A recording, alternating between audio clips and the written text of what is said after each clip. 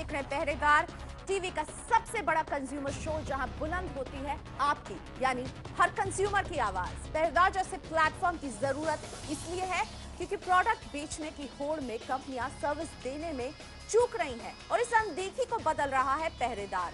आज पहरेदार में कंपनियों के एंटी कंज्यूमर स्टैंड में कैसे आया बदलाव हमारी पहल के बाद। एयरटेल के कंज्यूमर को मिली है बड़ी राहत। अनजाने में हुए यूजेज के बाद करीब 35,000 रुपए के बिल को एयरटेल ने किया माफ।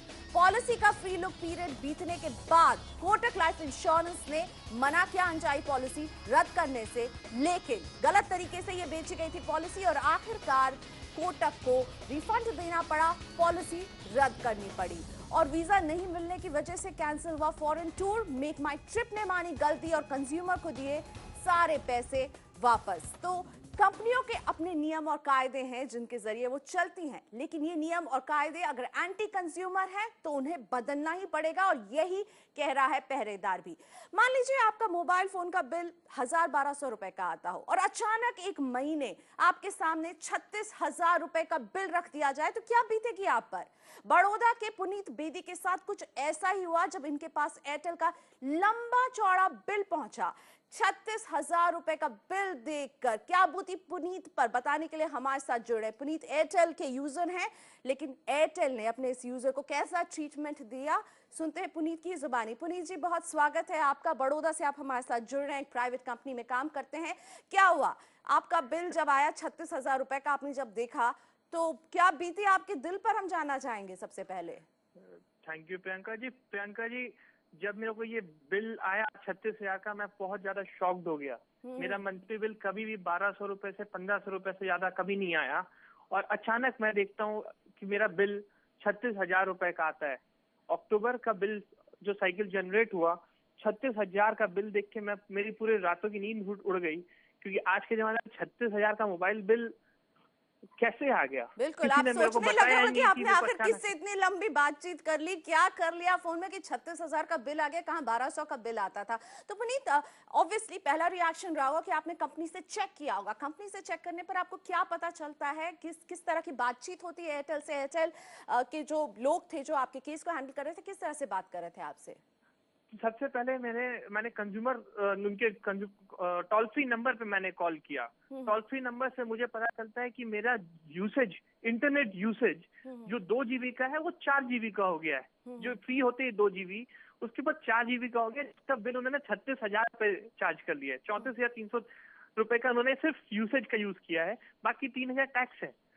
तो मेरा दिमाग लगा कि यार ये इंटरनेट यूसेज आज के जमाने में, जहाँ 900 रुपए में आपको 3G मिलता है अनलिमिटेड, 2G के टाइम पे 36,000 का बिल उन्होंने चार्ज किया। मैंने उनसे बहुत रिक्वेस्ट की कि देखिए मेरा जेन्युइन केस है, आपने मेरे को कोई इंफॉर्मेशन नहीं दिया, ये आपका गलत चार्ज किया, आपको रिक्वेस्ट को मानना होगा, आपको ये वेव ऑफ करना होगा। पर किसी ने मेरी बात नहीं सुनी। मैंने अपनी कंपनी के थ्रू भी, आपकी नाराजगी इस बात से थी कि जब ये यूजेज बढ़ रहा था तो किसी ने भी आपको अप्रोच नहीं किया। ये कॉर्पोरेट कनेक्शन था, इसकी एक लिमिट होगी, किसी ने भी आपको बताया नहीं कि आप जरूरत से ज्यादा इस्तेमाल कर रहे हैं जिसकी वजह से आपको ज्यादा बिल आ सकता है? नहीं, किसी ने भी मेरे को ये नहीं बताया कि मेरा ये यूसेज जरूरत से ज्यादा हो रहा है। ये उनका कहना है 21 महीने के 21वें दिन पे लिमिट ऊपर क्रॉस कर गई, लेकिन उन्होंने कोई इंटीमेशन मेरे को नहीं दी। अगर इंटीमेशन मिलती तो शायद मैं उसके बाद यूसेज ही बंद कर देता जी। लेकिन कहीं भी कुछ। पुनीत, ये कॉर्पोरेट कनेक्शन था तो पेमेंट आपकी कंपनी के जरिए एयरटेल तक पहुंच गई, फिर भी आप उनसे बातचीत करते रहे कि आपको ये पेमेंट आपकी माफ कर दी जाए, तो किस तरह के रवैये का सामना करना पड़ा आपको? क्या कहा एयरटेल ने? एयरटेल वालों ने मेरे को सीधा मना कर दिया, ये क्या कि ये पेमेंट हो गई है और ये जेन्युइन केस है, हम इसमें से कोई पेमेंट आपको वापस नहीं करेंगे। मेरी कोई भी बात को वो मानने को तैयार नहीं थे, उन्होंने मेरे को पूरी तरह से मना कर दिया था। पूरी तरह से मना कर दिया, लेकिन इस रवैये में बदलाव आया जब पहरेदार ने आपका मामला टेकअप किया और एयरटेल से बातचीत की। उसके बाद किस तरह से आपको एयरटेल से फोन पहुंचे और आपको लगता है कि इस तरह के फोन एयरटेल आपको पहले भी कर सकती थी, इस तरह की बातचीत? यस, मेरे को मैंने जब पहरेदार का शो देखा और पहरेदार को अप्रोच किया, तो पहरेदार ने ये बात, पहरेदार के एग्जीक्यूटिव ने ये बात रखी एयरटेल के सामने, और ये बात रखने के विदिन 1 हफ्ते के अंदर एयरटेल वालों ने मेरे को 2 बार कॉल किया। उन्होंने पूरी बात सुनी, मेरी पूरी बात को जेन्युइनिटी से समझा, और विदिन 3 डेज पहरेदार के कांटेक्ट करने के 3 डेज के अंदर उन्होंने सारा बिल माफ किया। उन्होंने रिटर्न में दिया कि हम आपका ये बिल गलत इस तरीके से चीज हुआ है, हम आपको माफ करते हैं, और ये पूरा पैसा उन्होंने वापस किया। यूसेज ज्यादा हो रहा था, अनजाने में आपसे गलती हुई है। हाँ जी, एक अनजाने में गलती हुई जिसका मेरे को भी नहीं पता था, और उन्होंने मेरे को इंटीमेट भी नहीं किया कि आपका ये यूसेज ज्यादा बढ़ रहा है। बिल्कुल, जिसको हम सोच भी नहीं सकते थे कि आजकल के जमाने में इस टाइप का कुछ हो सकता है, और उसका यूसेज सीधा 4 GB पे पहुंचा, जो 36,000 का कॉस्टिंग आई। लेकिन चलिए, अब तो सारा जो ये पैसा ये माफ कर दिया गया है, तो पुनीत आप खुश हैं? कहीं ना कहीं एयरटेल को ये स्टैंड शायद पहले लेना चाहिए था, कंज्यूमर को सुनना चाहिए था। आपको पहले उन्होंने नहीं सुना, ना आपको अलर्ट किया, लेकिन अब जो कदम उठाया इससे आप संतुष्ट हैं? हाँ जी, मैं थैंक्स टू पहरेदार बोलता हूँ कि उनकी एक हेल्प की वजह से इन्होंने एयरटेल को मजबूर किया वो मेरी बात सुने। एयरटेल वालों ने मेरी बात सुनी उसके बाद, और उसके कारण मेरा आज ये पैसा वापस आया, या जो चीज कर में आई पता चली। चलिए, शुक्रिया पुनीत हमसे बात करने के लिए। तो एयरटेल ने सुनी बड़ौदा के पुनीत बेदी की बात, लेकिन पहरेदार की दखल के बाद ही। हम अपने दर्शकों को बताना चाहेंगे कि पहरेदार ने जब एयरटेल के सामने ये मामला उठाया तो कंपनी ने ना सिर्फ तुरंत रिस्पॉन्स दिया, बल्कि कंज्यूमर को राहत भी दी, जो कि हमें कंज्यूमर की बातों से भी पता चल रहा था। आधिकारिक तौर पर एयरटेल ने जो जवाब हमें दिया उसके मुताबिक पुनीत बेदी की समस्या का हल निकाल लिया गया है, वो संतुष्ट है। हमें एयरटेल ने यह भी बताया कि किन वजहों से पुनीत बेदी के मोबाइल बिल में भारी भरकम बढ़ोतरी हुई थी। कंपनी के मुताबिक कंज्यूमर ने अनजाने में ही अपने मोबाइल के जरिए इंटरनेट के बड़े पैमाने का इस्तेमाल कर लिया था, जिसकी वजह से उस पर जीपीआरएस चार्ज का बोझ पड़ गया था। इस मामले में एयरटेल ने प्रो कंज्यूमर स्टैंड दिखाते हुए गुडविल जेस्चर के तौर पर पुनीत बेदी का बढ़ा हुआ बिल माफ कर दिया है, यानी पुनीत बेदी पर 36,000 रुपए का जो एक्स्ट्रा बोझ आया था वो अब दूर हो चुका है। पुनीत को भी मेल के जरिए एयरटेल ये बता चुकी है, और एक प्रो कंज्यूमर स्टैंड लिया है। एयरटेल ने अपने स्तर पर सुनने की कोशिश की अपनी कंज्यूमर की बात, और उसके हक में कदम भी उठाया है। वक्त है ब्रेक का। ब्रेक के बाद इंश्योरेंस मिससेलिंग के जाल में फंसे कंज्यूमर की पहरेदार ने की मदद। फ्री लुक पीरियड बीतने के बाद कोटक इंश्योरेंस को रद्द करनी पड़ी ये पॉलिसी, पैसे रिफंड करने पड़े। कंज्यूमर की जीत की ये कहानी इस ब्रेक के बाद।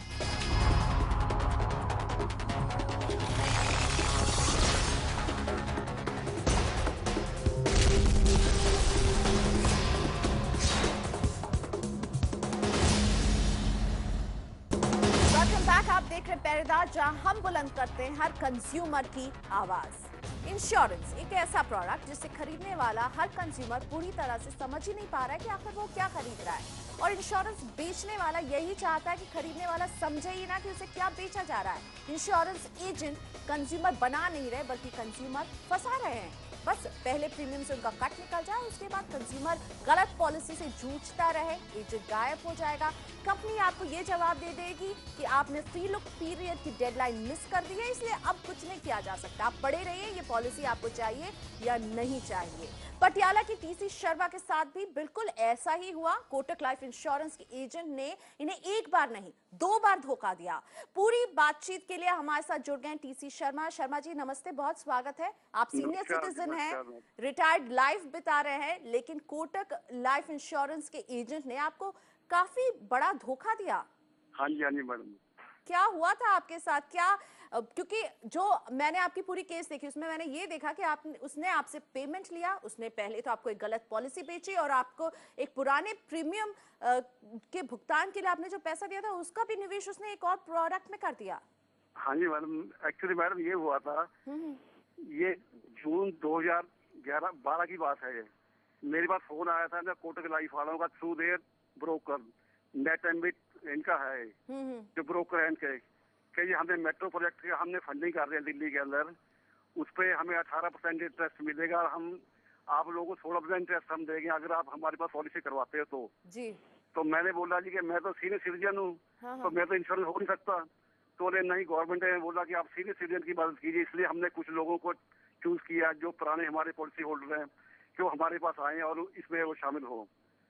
तो मैंने बंदे को घर पे बुला लिया, मैंने कहा आप मेरे पास आइए तो मैं हम बात करूंगा। तो नेक्स्ट डे बंदा मेरे पास आ गया वो, तो उसे सारी बातें बताई। मैंने कहा ठीक है, मैंने 40,000 का उसको चेक ले लिया कि ये मेरा आप इंश्योरेंस कर दीजिए, और मैंने नॉमिनेट कर दिया अपने ग्रैंड सन को जी, जिसकी डेट ऑफ बर्थ 1 जनवरी 2005 है जी। तो जब मेरे पास पॉलिसी आई तो उसके ऊपर उन्होंने क्या किया, मेरे पोते को इन्होंने इंश्योर कर दिया और मेरा नाम पॉलिसी होल्डर लिख दिया, उसका लाइफ इंश्योरेंस। यानी वो एक मेट्रो प्रोजेक्ट की बात बस एक झूठ थी, आपके बेटे के नाम पर पॉलिसी इशू कर दी। इसके साथ दूसरा धोखा भी उसने क्या किया वो भी बताइए। दूसरा धोखा तो उस टाइम जब वो मेरे पास आया था, मैंने एक पुरानी पॉलिसी का मैंने फोर्थ प्रीमियम पे नहीं किया था, तो मैंने उसको बोला कि भैया 10,000 का एक और चेक ले जाइए आप मेरे पास से, तो ये आप मेरी पॉलिसी में इसमें डाल दीजिए, इसका नंबर है 1292-193। तो उसका वो चेक ले गया, उसके ऊपर मैंने पॉलिसी नंबर ही डाला, मेरी बेवकूफी हो गई कि मैंने पॉलिसी नंबर लिख पाया मैं चेक के ऊपर जी। तो उसने जाके चला गया, मेरे को पता मैंने तो ये होगा कि पॉलिसी का प्रीमियम बढ़ा गया उसका।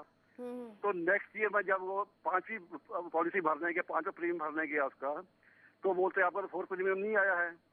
मैंने कहा भैया मैंने तो दिया इस चेक से, मेरे पास पासबुक थी, मैंने चेक नंबर दिया उनको, ये चेक है आपने कैश करवाया है, तो ये भर दिया। उनसे जैसे ही उन्होंने किया अपना कंप्यूटर का डाला मेरा चेक, वो इस पर नई पॉलिसी जारी हुई है। बिल्कुल, यानी कि 2 झूठ उसने आपको बोले और कहीं ना कहीं आपके पैसे जो है उसने ऐसी जगह पे निवेश कर दिए या ऐसा प्रोडक्ट खरीदे जो आपको शायद जिसकी जरूरत नहीं थी। आप कोटक के पास अपनी कंप्लेंट लेकर के भी गए थे? मैंने कंप्लेंट लेके गए इनके ऑफिस में गया, मैं पटियाला ब्रांच में गया, मैं मैनेजर को मिला, उनको बोले हम फास्ट उस पर कुछ नहीं कर पाए जो आपका अभी पोस्टिंग होगा, लेकिन हम जो दूसरा आपके साथ फ्रॉड हुआ है वो आप लिख कर दे दीजिए हमें। तो मैंने उनको वो लिख कर दिया 12 अक्टूबर 2012 को।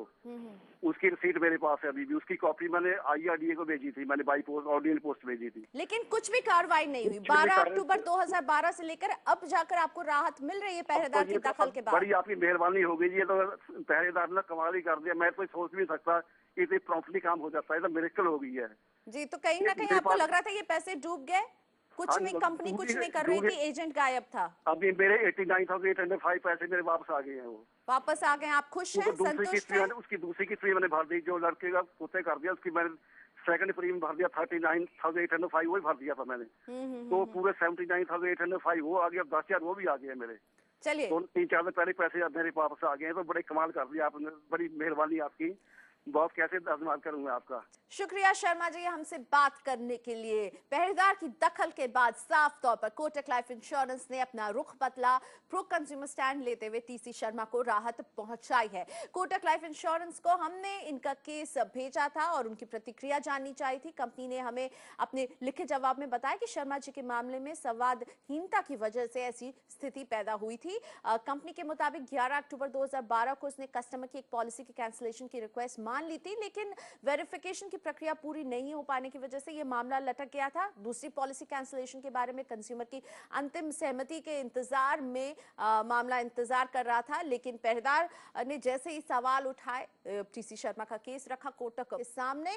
कोटक ने अपना स्टैंड बदला, अपने नियम कायदों को एक तरफ रखा और कंज्यूमर के प्रति अच्छा रवैया दिखाते हुए ये दोनों ही पॉलिसी रद्द कर दी, पैसे भी वापस कर दिए हैं। लेकिन एक सवाल फिर भी रह जाता है कि इससे पहले कोटक क्यों नहीं सुन रही थी शर्मा जी की, जब तक पहरेदार पिक्चर में नहीं आई।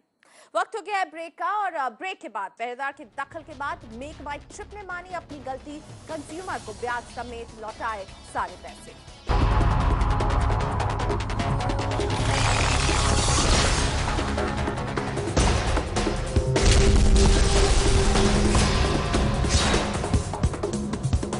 वेलकम बैक, आप देख रहे हैं पहरेदार और सबसे बड़ा सवाल पहरेदार का कि प्रोडक्ट बेचो और कंज्यूमर भूलो, ये नीति कंपनियों की कब बदलेगी। दिल्ली के गौरव गुप्ता ने बड़े शौक से मार्च 2013 में अपने हनीमून के लिए एक मेक माई ट्रिप के जरिए यूरोपियन बोनांजा पैकेज बुक किया था, लेकिन इनका टूरिस्ट वीजा रिजेक्ट हो गया, जिस वजह से ये अपनी हनीमून की ट्रिप में नहीं जा पाए। और इसके बाद जो इन्होंने बुकिंग अमाउंट दी थी मेक माई ट्रिप को, 90,000 रुपए की रकम, वो मेक माई ट्रिप लौटाने को तैयार नहीं थी। इन्होंने कई खत लिखे, ईमेल बाजी की, बड़े बड़े अफसरों से भी बात करने की कोशिश की, लेकिन कोई असर नहीं पड़ रहा था मेक माई ट्रिप को। मेक माई ट्रिप का रुख बदला पहरेदार ने जब उनसे सवाल पूछा। लेकिन गौरव हमारे साथ फिलहाल जुड़ गए हैं और इनसे सुनते हैं क्या बीती इन पर। गौरव, आप बताइए, आपका वीजा रिजेक्ट हो गया, आपकी जो भी प्लानिंग थी उस सब पर पानी फिर गया था, मेक माई ट्रिप का क्या रवैया रहा? मेक माई ट्रिप की तरफ से कुछ सुनवाई नहीं कर रहे थे। वो सब बोलते थे कि सीनियर से बात करते हैं सर, हम आपको बताते हैं। और लास्ट मिनट पे मेक माई ट्रिप ने जो वीजा कैंसिल करा, उसके बाद उन्होंने पूरा ब्लेम जो है एम्बेसी पे डाल दिया कि एम्बेसी से वीजा रिजेक्शन हुआ है और हमारी पॉलिसी है लास्ट 7 डेज के अंदर अगर आपका कैंसिलेशन होता है तो हम आपको रिफंड नहीं करेंगे। लेकिन आपने काफी पहले ये बुकिंग कर ली थी। मैं आपके मेल से मुझे जो पता चला था कि आपने मार्च में ये बुकिंग की थी, मई में आप ये ट्रिप प्लान कर रहे थे, तो अच्छा खासा 2-2.5 महीने का वक्त था मेक माई ट्रिप के पास, और इतनी बड़ी ट्रैवल कंपनी से ये चूक होती है कि आपको वीजा नहीं दे पाई। मैं मेक माई ट्रिप ने मेरे सारे डॉक्यूमेंट्स कलेक्ट कर लिए थे ऑन टाइम, और मैंने सारे डॉक्यूमेंट्स उनको सप्लाई भी कर दिए थे, जिनके लिए वो एग्रीड भी थे कि okay your documents are fulfilled for the embassy submission. जब मैंने उनको डॉक्यूमेंट्स के लिए मैं पूछता था कि मेरा वीजा अभी तक क्यों नहीं आया, तो वो कहते थे एम्बेसी में रश है, हॉलीडे सीजन चल रहा है, मतलब वो मेरे को डिले पे डिले करे जा रहे थे। एट लास्ट जब मैंने फाइनली उनसे मेल डाल के पूछा कि आपका मेरे को स्टेटस बताइए, तो उन्होंने मेरे को बोला कि आपका इंटरव्यू फिक्स है, जबकि उससे पहले मेरा एक 30 अप्रैल को इंटरव्यू फिक्स हो चुका था। वो मेक माई ट्रिप ने मुझे कम्युनिकेट नहीं किया था। ओके। और ये उन्हीं के बिहाफ पर मतलब नेग्लिजेंस था टोटल, कि वो मेरा ठीक से फॉलो अप ही नहीं कर रहे थे वीजा के लिए। बिल्कुल। तो एम्बेसी रिजेक्ट करती है वीजा, ना कि मेक माई ट्रिप, ये बात तो हमें साफ है। लेकिन मेक माई ट्रिप ने बीच में ऐसी देरी की, नेग्लिजेंट सा रवैया अपनाया कि आप वीजा आपको नहीं मिल पाया, आप ट्रिप पर नहीं जा पाए, और जब आप ट्रिप पर नहीं गए आपने पैसे वापस मांगे, तब कंपनी का क्या रवैया था? तब कंपनी ने कहा कि लास्ट 7 डेज में आपका ट्रिप कैंसिल हुआ है तो हम आपको नहीं देंगे। मैंने उनसे कहा कि आपसे मैंने कोई सर्विसेज ली ही नहीं है, और इसमें मेरी तरफ से कोई कैंसिलेशन नहीं है। मतलब मेरा आपके थ्रू ही मेरा वीजा लग रहा है, वीजा नहीं लग रहा है तो इट्स एम्बेसी डिस्क्रिप्शन। तो उस केस में आप मेरा रिफंड तो मेरे को पूरा दीजिए ना, मतलब आपने एडवांस पैसा आपने जो बोला बिल्कुल सही बोला। आपने कोई सर्विस नहीं दी, उल्टा आपने जो है आपका ट्रिप का पूरा प्लान बिगाड़ दिया, और आप पैसे नहीं देंगे क्योंकि वो 7 दिन में हुआ, लेकिन 30 अप्रैल को तो आपके पास डेट था ही। फिर क्या हुआ गौरव? वो बिल्कुल भी आपकी नहीं सुन रहे थे, आपने काफी उन्हें मेल भेजे हैं, लेकिन पहरेदार के प्लेटफॉर्म से जब मेल गया तो वही कंपनी जो आपको अब तक नहीं सुन रही थी, सुनने को राजी हो गई थी। यस, पहरेदार को जब मैंने फॉरवर्ड किया उसके 2 दिन के अंदर ही वहां से मेरे पास रिप्लाई आ गया था उनके कस्टमर केयर से कि सर आपका केस हमने रीलुक किया है और उसके अंदर हम आपका रिफंड 50% देने को तैयार है। मैंने कहा 50% की मेरी कोई बात ही नहीं है, इसमें मेरा पूरा का पूरा एडवांस है जिसके लिए आपने कोई सर्विसेज मेरे को प्रोवाइड नहीं करी है। In fact you are responsible for cancelling my honeymoon trip. जी जी। तो उसके बाद मैंने उनको बताया कि आपकी तरफ से ही पूरी नेग्लिजेंस हुई है, जिसमें आपने मेरे को बताया नहीं है कि मेरा एम्बेसी के साथ इंटरव्यू फिक्स है, जी जी, जिसकी वजह से मेरा वीजा कैंसिल हुआ है। इनफैक्ट मेरे तो अब पूरा पेमेंट करने के लिए तैयार है मेक माई ट्रिप, राइट? यस, उन्होंने पूरा पेमेंट करने के लिए तैयार हो गए फिर वो, और उन्होंने पूरा पेमेंट फिर अब रिफंड कर दिया है। बिल्कुल, और इंटरेस्ट के साथ। लेकिन गौरव, आपको ऐसा लग रहा है कि जब आप अपने स्तर पर उनसे संपर्क करने की कोशिश कर रहे थे, बात करने की कोशिश कर रहे थे, वो आपको नहीं सुन रही थी, और पहरेदार की पिक्चर में आते ही कंपनी का रुख बदला? नहीं, बिल्कुल भी नहीं सुन रहे थे वो लोग। और उसके बाद मैंने उनको ऑनलाइन कंप्लेंट भी मेरी चल रही थी उनके साथ, जिसमें उनको राइट टू मैनेजमेंट तक का ही स्टेप है। 4th स्टेप है राइट टू मैनेजमेंट। मैंने डायरेक्टली मैनेजमेंट को भी लिखा हुआ था, उस पर भी कोई रिस्पॉन्स नहीं आ रहा था उनका।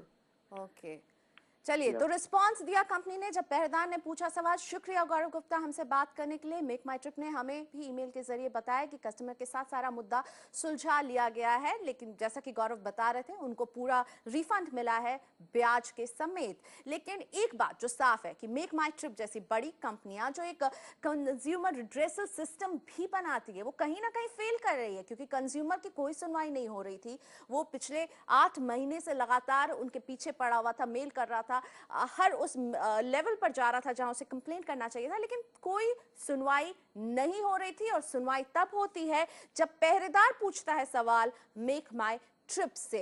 कंपनियों को बहुत जरूरी है कि वो अपने कंज्यूमर को सुने, क्योंकि ये कंज्यूमर ही तो हैं जो उनको पैसे देते हैं। लेकिन जब पैसे मिल जाते हैं तो कंपनियां कंज्यूमर को भूल जाती हैं, और हम याद दिलाते हैं कि आपको कंज्यूमर को सुनना बहुत जरूरी है। तो पहरेदार में आज बस इतना ही। हमें यही इजाजत दीजिए, हम आपकी आवाज यूं ही बुलंद करते रहेंगे आगे भी। नमस्कार।